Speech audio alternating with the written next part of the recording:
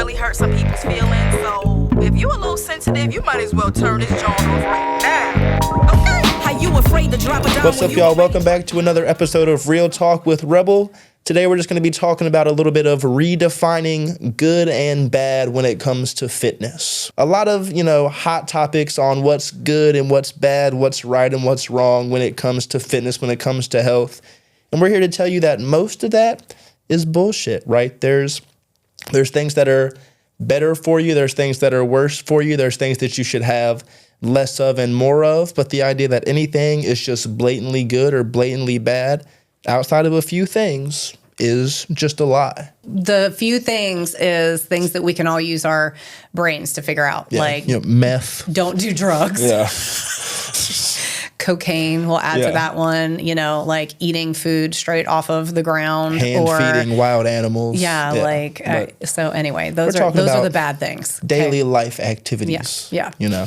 So gonna start with how many times you're in the gym per week, right? Like 3 to 4 times a week, good. Not in the gym, bad. So where does 1 time a week in the gym fall, right? Where does 2 times fall? A lot of people feel like if they're not going those 3-4 times a week, that it's not good enough and that they just shouldn't go at all. But going once, going twice is so much better than not going at all, right? Like 0 to 1 is a 100% increase in how active you're being. So that's just a little piece of the puzzle, right? The same thing comes with food, like cake, chips, cookies, right? Do you need to have the whole Oreo thing, an entire sleeve of Oreos? No. But does that mean that Oreos themselves are bad? No. They're just a calorie-dense food that if you eat too much of it, it's going to have a negative impact on your fitness goals. Nowhere did I say that Oreos are bad, right? And that's the big thing of just kind of redefining in your head what good and bad means, what should cause shame, what should be allowed to be celebrated, right? Absolutely. And a big part of that is, where does that idea come from a lot of the time? So like the whole I told you so, or like who told you that? Like who told you that, eating this food was bad versus this food is good. And so being able to identify that right off the bat is going to help with a lot of those things, because a lot of times we can't, we're not even in a space that we can identify it because we've been told or been brainwashed to believe that eating a sleeve of Oreos on a random Wednesday night is the worst thing that you could have ever done. You're a slob, you're a loser. You can't come back from this. Yeah, and it starts the shame cycle and all those things. On what planet? On what, biologically? Whatever you believe in biologically that happened. Were we cavemen? Were we created? Whatever, it doesn't matter. But man on day 1, woman on day 1, and then she's just who she is, he's just who he is, eats a sleeve of Oreos. You think there was shame associated with that back then? Absolutely not. So where did that come from? It was just nourishment. It was just food. I'm hungry. I need something to eat. I'm eating the thing. It makes me not hungry anymore. Where did we go off on that? And so that's essentially what, we're breaking down in here right now. Yeah, and just almost having kind of reworking your moral compass around food, right? Just eating things that are going to make you feel good because they're going to make you feel good. That's what you should do the majority of the time, just like the majority of the time you should, show up for work and do what you're supposed to do to move yourself forward in life. But sometimes you got to say fuck it and go on the cruise, right? Just like you're not supposed to be on a diet all the time. Sometimes you have to say screw it and have 2 pieces of cake, 3 pieces of cake, go to the ice cream parlor with your friends and split the 2-foot-long banana split. That's what balance is, right? Yeah. And is that bad? If you did it all the time, sure, it would be bad. But if it's something that helps you in the long run stay consistent because you have that outlet of, I just know when something comes up, I have the freedom to do it and to enjoy it, that's going to help you not have so many struggles on the day-to-day. Yeah, absolutely. I talk to a lot of people who struggle with, identifying, being able to tease out the difference of this. So for example, the idea that good or bad in regards to, something here, like a gas station food, like a Snickers bar. Okay. this idea that like I would want to eat 10 Snickers bars in the first place, that's kind of a wild thought, right? Like, why would you even want to do that? And put that towards anything that you want. But like a food that's not that good, but it has been identified as bad, so it makes you want to eat more of it, like psychologically a lot of the time. Versus like I had a client not too long ago, we were talking about it, and she was going overseas and talking about how she was going to, you know, like try to eat salads and and it was like, whoa. If you're going to try to do that here, like, okay, I'm going to try to cut down. I'm not going to eat 20 Snickers bars at the gas station. Okay, I'm going to get on board with that, and we're going to work through that and try to figure out what's behind that.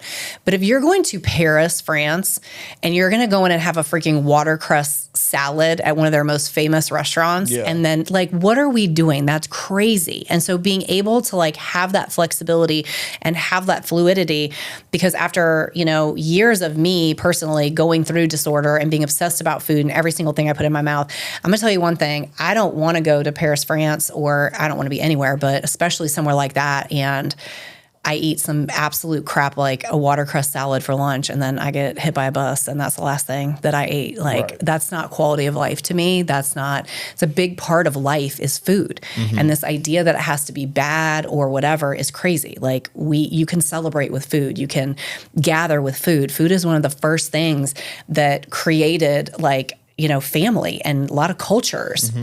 Celebrate with food need, and right? Yes, absolutely. So taking that moral value off of it is so unbelievably important. And so being able to, again, use your discernment and just be like, you know, is this really like a good or bad thing? Or is it really, there's a lot more involved in that I've just got to sort through. And I think a lot of that too comes from the idea of like cheat meals, right? So why does it have to be, boo, 0 out of 10, tomato. Like, what's the point of having an entire cheat day, cheat meal, cheat weekend when you could just, on a daily basis, bi-daily basis, kind of enjoy your life all the time? Like, most of the people that I know that have a cheat day, they, you know, go to bottomless brunch with mimosas and then have, you know, pizza or some sort of burgers thing for lunch, and then they're going out drinking, and it's just like, you're gonna feel like absolute shit tomorrow, and you know that, and you're almost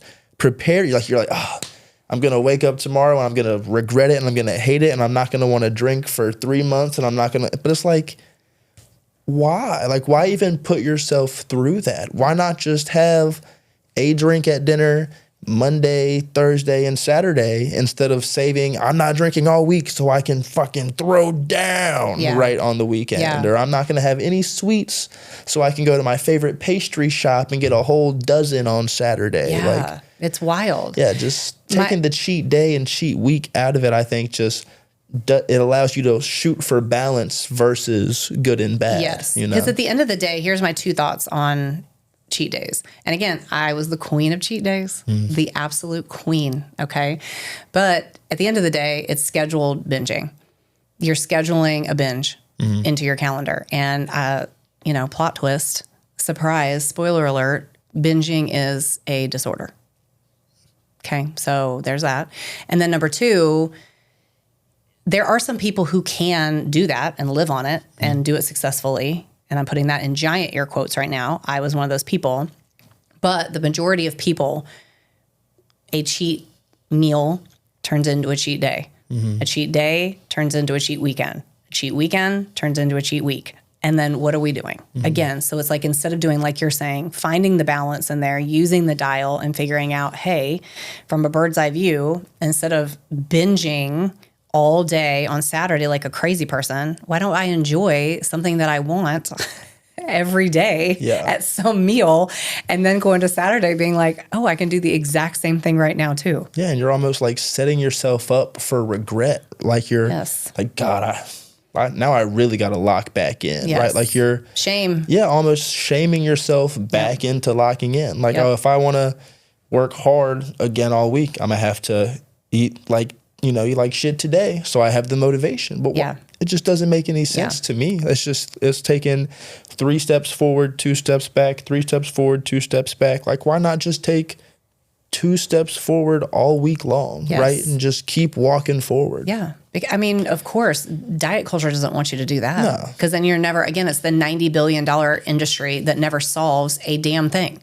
So of course they don't. Of course they want you to take 2 steps forward and 3 steps back, 2 steps forward, 3 steps back, always. Like that's literally the business model. So, and cheat meals is just another way to be able to do that, but for the sake of health. Because a lot of times they will say, you know, like a cheat meal is really good because if you're eating clean, again, air quotes, you're eating clean and you're eating right and whatever all week long, then a cheat meal will kind of like shock your body into being, there's all kinds of crazy pseudoscience behind that. That's like, it'll shock your body into burning fat. It'll shock your body into burning calories. It'll shock your body into blah, blah, blah, blah. But no, it's going to shock the shit out of your liver. I'm going to tell you that when it's trying to process everything that you put in. That's true. But that's about it. Yeah. That's about it.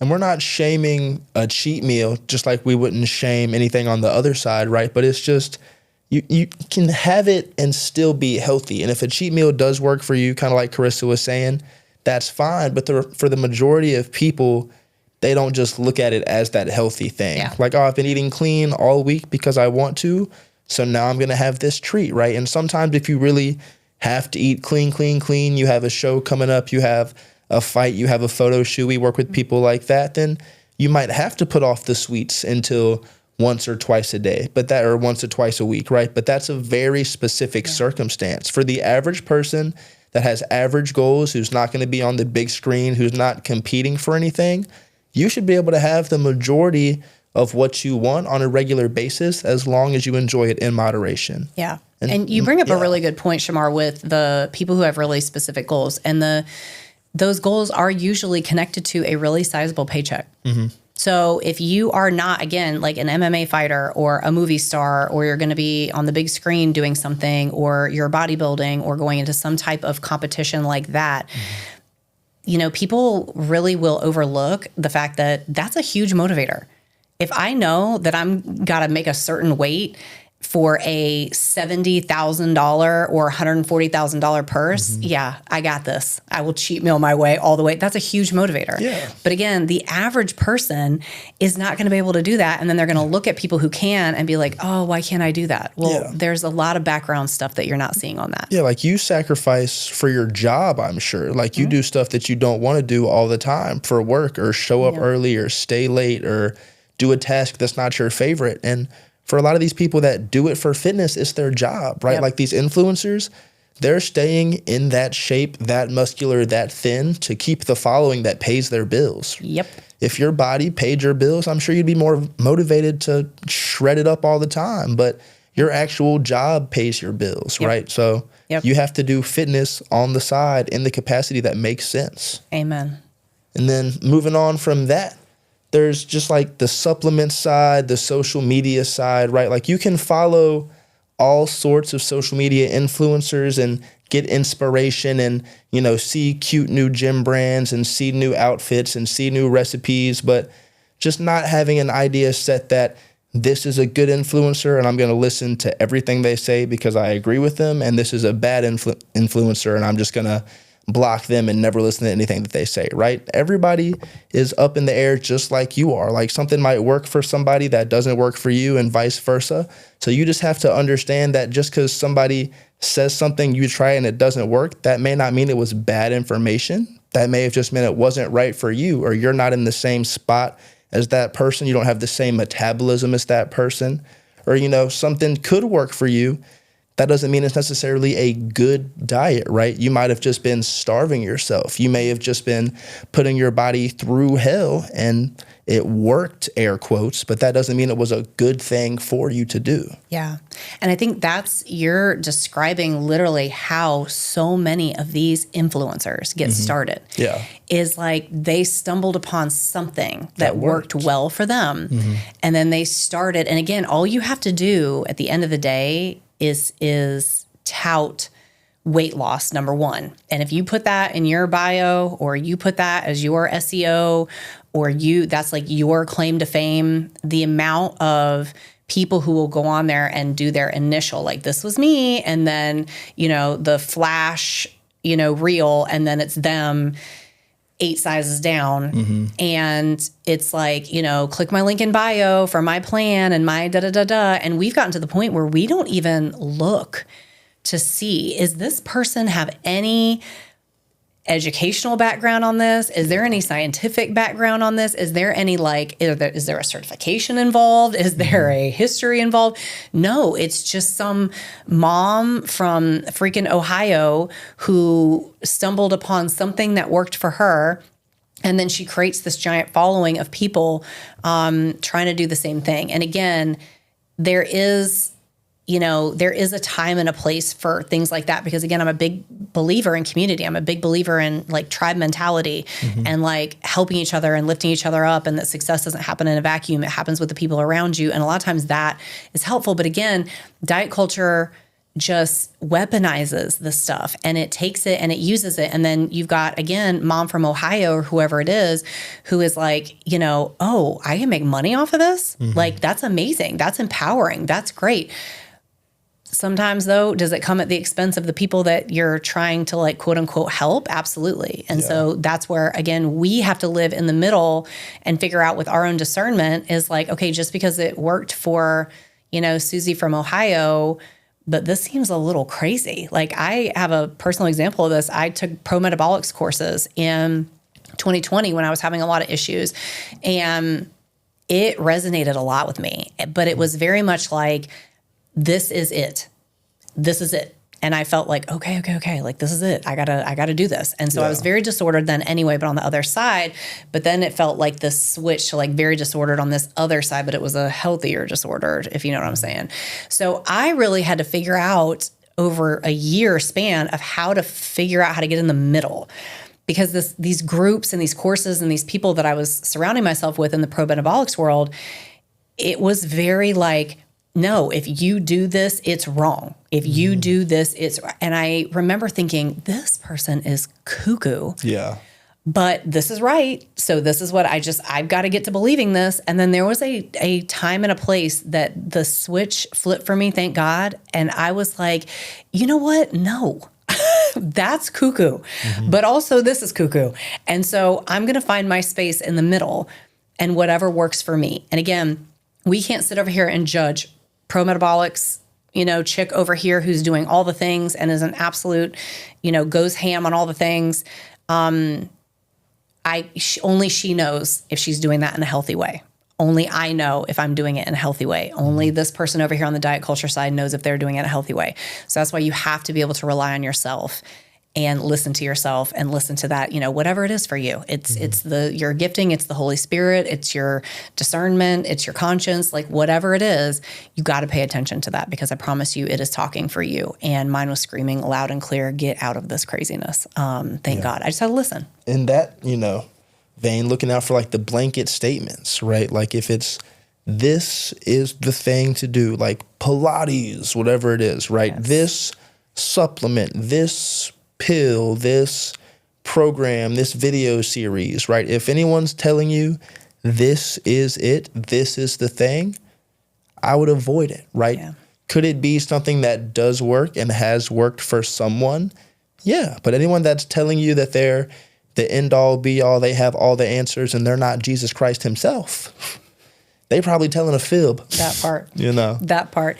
And from a business perspective, that's something that people are always shocked when they come into our gym, and we never comment on other gyms. Like there are business things that I will say about other gyms. Like if your business model is to bring in as many members as humanly possible, and you're like a 6,000 square foot gym and you've got 10,000 members, I have something to say about that. Like your business model is absolute crap, and you should be ashamed of yourself, because you are taking on memberships hoping that people don't show up for themselves, because you can't fit those people in your gym. Okay. But when it comes to like other gyms in our area being our competition, never. You will never hear us say this. I don't believe in it. I don't believe that when somebody comes over to our gym that we should be like, yeah, we're the good one. We're the best one. We're the only one. No. If people want to go to another boutique fitness gym, if people want to go to a heavy weightlifting, throwing weights around gym, if somebody wants to go to one of those, the cute lady ones that they do the stuff in a circle, like whatever it is that you want to do, there's a person for that. There's a season for that. There's a time for that. There is all those things. And so, you know, what you were saying about the Pilates, people will come in, it's like, you've got to either be a Pilates girl or you got to be a boxing girl, you know? And it's like, absolutely not. That's the most whack thing I've ever heard. And there are plenty of people who come into our gym who are members of multiple gyms. We have people come in who are members of Planet Fitness and we'll be like, stay there because we think that's better for your schedule, your budget, all those things, but you're not going to be able to hit your goals there. So if you can't come work out at our gym, then let's find the best of both worlds. Yeah. We'll coach. We'll do your coaching. We'll write your workouts. We'll help you with the nutrition. And then you keep your membership over at Planet Fitness and you do what you're going to do well over there. And then it fits your budget, doesn't stress you out, works with your schedule, whatever it is. So again, this idea that like there is one or the other, black or white, good or bad, goes to the gym situation too. And that's huge for us on the business end. You will never ever hear me saying that there's another gym in this town that is our competition. Right. Because there's not. The only competition we have is ourselves and continuing to get better. And every person in Greenville needs to belong to a gym or do something health and fitness wise at some point. So there are plenty of us for every single gym. Yeah. I think that's very secure, right? That shows a large sense that we're not an insecure gym. Like if anyone's ever telling you that, well, our drink is the best, but don't try another drink because you're not even gonna like it anyway. Yeah.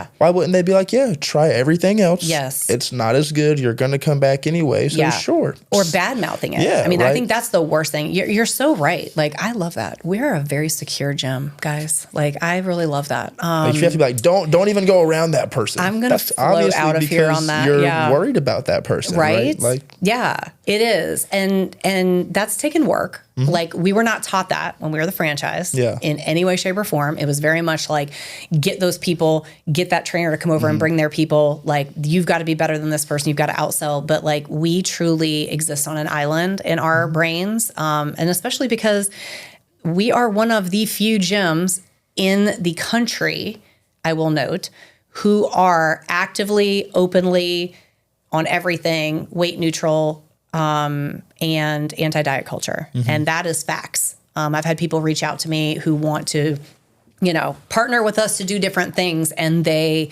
have told me, like, if you Google that, it will be almost impossible to find across the nation. And that's the top of our SEO. So, anyway, I love that. And I think that is the mindset that you do need to have is there's just a security, but we're empowered in who we are. Yeah, we believe in what we do. Yeah, right? 100%. So we don't have to argue with you that you're wrong and we're right. Yep. You can look me in the face and talk to me until you're blue in the face, right? Well, it's not working, this and that.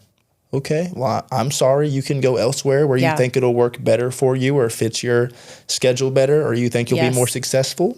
But we're not going to change who we are and what we've been doing in a negative or toxic way just because you think it'll work better. Yeah, absolutely. Absolutely. I just had this conversation with Ruben, our GM, in the gym where it's like if there are people who they just cannot get out of the weight loss thing, they just cannot, then this is not the gym for them. And I don't want to continue to set, I'm very success oriented. Like they will tell you that that's how I'm very strengths based in how I run the gym and how I lead in everything that we do. So if you find that somebody is not being successful at something, and this is a job description, this is a trainer and what they're doing, this is a type of population that we're working with, this is a person who comes into the gym who cannot get past the weight loss thing. Yeah. So it's this cycle of them feeling like they're not hitting goals, us feeling bad because they're not hitting goals, but we know they're hitting goals, but it's not the goals that they think they should be hitting. Then at some point, it might be a situation where we need to separate. Yeah. And that's just how it is. Yeah. Sometimes there's business relationships, friendships, whatever it is, that both people aren't getting out of it what they believe that they need. And whether it's the truth or not, sometimes you have to go your separate ways. And sometimes those things come back when they realize what they lost. And other times they find something better. And that's okay. Yeah. That's just the ebb and flow of life. Yep. But we ain't changing for nobody at Rebel Fitness. Nobody. Hell no. Hell no. So basically what this boils down to is just the nuance, right? Yeah. One thing that we will tell people is there is no right or wrong answer. This is something that I learned just in life. when I was dealing with like personal stuff back, like my dad was really sick and we were trying to figure out how to navigate his illness. And there was always this feeling of like, we don't know if this is the right thing. Is this the right thing? This is the right thing. And eventually we had to really separate ourselves from that. And I think that goes into this good, bad, black, white, is that there's this right answer and this wrong answer, like you started off saying. If you're not, if it's meth, if it's coke, if it's crime, if it's, any of those things, wrong. Okay, let's not do that. But when it comes to things like health and nutrition, there is a lot more nuance. So taking this idea that there's this right answer and this right way that I should be doing this, because again, I saw somebody on social media that told me this is the right way, and this person told me it's the right way, and my mom, who wants me to lose 20 pounds, wants me to do this the right way, and I'm getting ready to be in this wedding and I need to lose weight for this, so the bride thinks that this is the right way.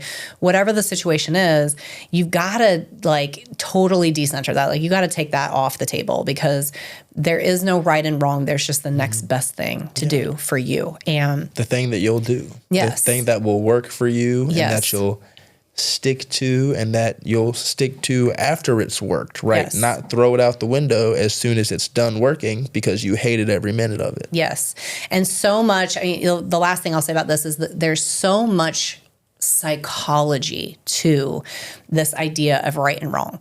It is just, there's so much deep-seated psychology to it, because, again, it's this panicked idea that there is the right thing. So then I panic because I know I'm doing the wrong thing. If not doing the right thing, that means anything else I'm doing is the wrong thing. Yeah. So then I got to panic, and then I got to overcompensate, or then I got to do what we call getting the fuckets. And it's either, we live in the dial in the middle, but there's the flip switch up, there's the flip switch down. And the flip switch up is I am psycho, going every single day, doing all the right things, checking the list. My worth is based on this. And then the flip down is fuck it.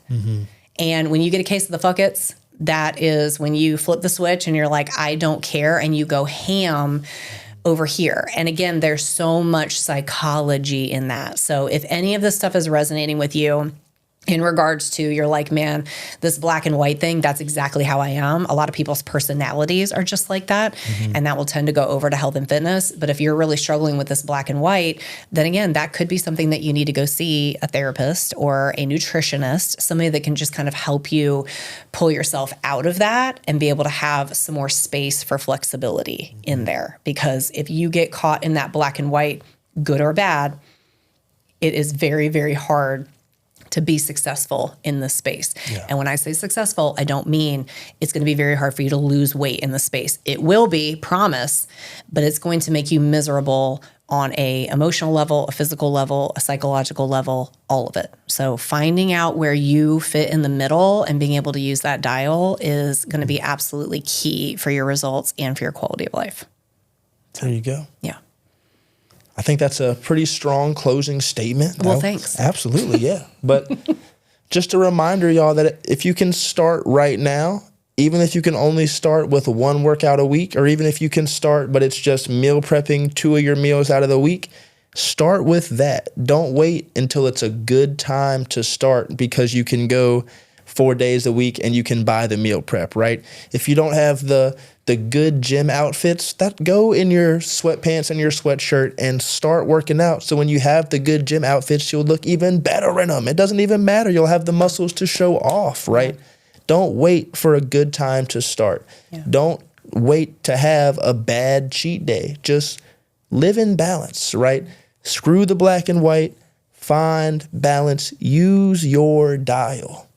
Yep. Do that one thing. Absolutely. I don't think there's any better advice, is start right now. If you're listening to this and you are trying to start, but you're like, diet starts Monday, get rid of that mindset. I just don't have the time. Go on one walk and eat one good meal this week, and you will see positive change, even 100%. If it's just mental. 100%. Even if it's just in your positive self-talk about yourself, like, at least I'm trying. Because then you can't say that, well, I haven't done shit. I haven't done shit. Even if you're just affirming that you will do what you have the time to do, that's a win. That's a W. Absolutely. We do a promo at the gym every once in a while where we just encourage somebody to just start. And it is, you just commit to one semi-private training session a week. That is it. That is it. Not anything else. I don't want you thinking about anything else, not nutrition, not water, not nothing. Just one semi-private training session a week, committed to that.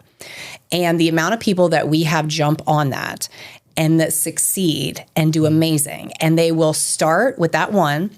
It'll build into a habit. It becomes something that they love. And then the confidence comes, the energy comes, the sleeping better comes just from that one change. That one change, and people don't want to believe it, but going from nothing into one thing, the results are huge. And then they'll jump into 2. And then guess what? Those results double automatically. And then from there, it becomes, a little more nuanced. But that first commitment, especially to fitness and lifting, and then that second one is an absolute game changer. And you can see the results, they can feel the results, but it all starts with just one class. It's one of the biggest, most successful promos that we will do every once in a while, but people don't want to believe that one time is worth it. And so we will tell them, just give us a couple months on one time and let's see what happens. And we don't ever even have to revisit it. They will automatically come back to us and be like, hey, I made this work and I want to make another one work. So when can I get signed up for another one? So nothing else, especially if you're local, message us, come get in on one semi-private a week. We absolutely challenge you to do that and it will change your life, 100%. Absolutely. But yeah, y'all, thank you so much. Remember to just give yourself some grace this week. Remember, there's a lot more to life than what's good and what's bad, what's right and what's wrong. Do something that makes you happy this week. Do something that makes you feel good about yourself. And remember to check in on your people. Come see our next episodes. Check us out on socials, YouTube, Instagram, Facebook. Check out our school group. And we'll see y'all next time for Real Talk. Bye. Later. Really hurt some people's feelings. So if you a little sensitive, you might as well turn this joint off right now.